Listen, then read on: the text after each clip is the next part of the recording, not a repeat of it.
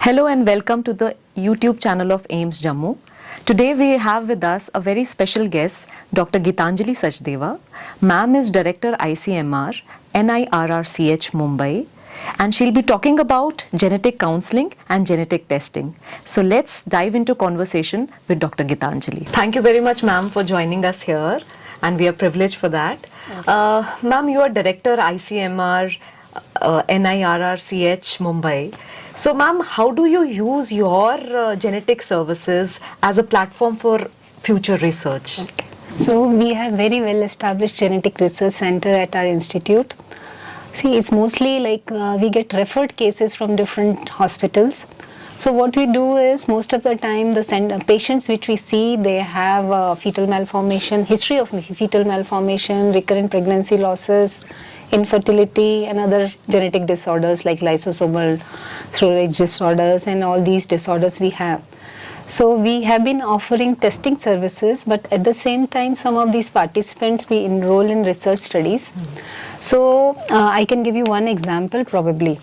We had some cases with fetal malformation where we tried to detect what is the cause of these fetal malformation. Is it genetic? So our studies have revealed certain novel gene variants which can contribute to these fetal malformation. So this is just one example. Similarly, we have some other patient categories where we could identify genetic etiology in these cases. So this is just one example, but yes, all these studies are done with the consent of our patients. And we also store their genomic data, and I think future these can be good reference for identifying or categorizing like what leads to which kind of disorders. Right. So this is one of the way by which we use our services as a platform for gathering new insights. Yes, ma'am. Definitely a lot of research going on in your institute regarding this. Yeah.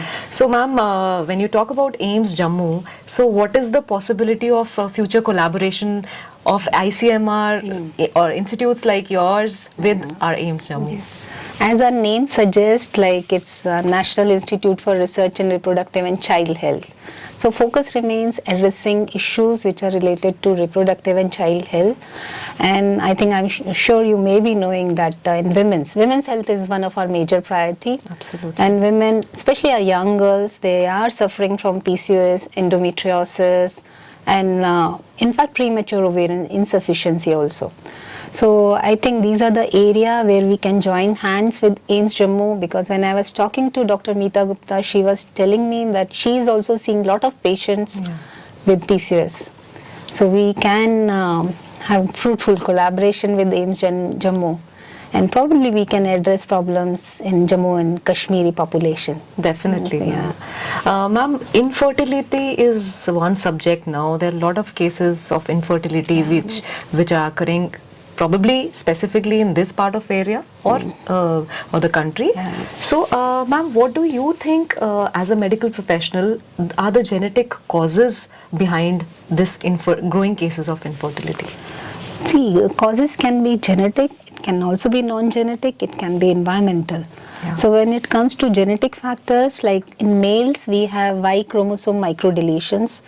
So it seems these are region-specific prevalence of Y chromosome microdeletion. So our institute has developed a kit for diagnosing Y chromosome microdeletion. So this is in males, but another problem with males is most of the times they don't show up. Like whenever infertility is diagnosed, most of the time like reason is ascribed to females. Correct. In females it's mostly PCOS, endometriosis, as I was mentioning, that this can also lead to infertility. And our institute has done one nationwide studies on genetic factors which can predispose to endometriosis. Within endometriosis also, I think it's well established that 50% of endometriosis cases, they lead to infertility. So we need to address all these women's health issues which can contribute to infertility. Definitely. Yeah. And we also have one program on preconception care. So where that is public health initiative, where we counsel newly married couples about the importance of good health in women and men before they think of expanding their family or initiating their family. So there we do a lot of counseling, we do screening for anemia and also some genetic factors like sickle cell and other hemoglobinopathies. Yeah, that's a great initiative, Yeah, ma'am. yeah. So, and looking into the future, when we talk about AIIMS Jammu, ma'am, how do you see AIIMS Jammu in next 10 years to establish a center of excellence for genetic counseling, genetic testing? So, how do you Yeah. see AIIMS Jammu? See, it's my first visit. I'm sure if things continue the way they are going, it can give a run for money to other. It can give a stiff competition to other institute. It's really a good and very excellent infrastructure you have.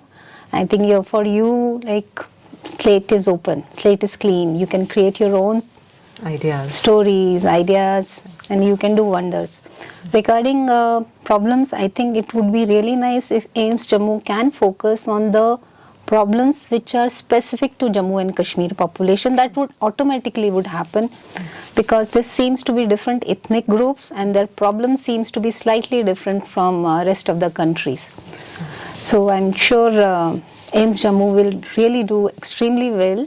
Considering the leadership of your organization, you are thinking about global villages. You believe in upgrading your skills continuously, and I think you have ample opportunities to contribute and also to address the health issues of your population of your area. Thank you so much, ma'am, for such encouraging words. And thank you for joining us here and giving us such wonderful information. Thank you. Thank you. ma'am. Thank you so much. much.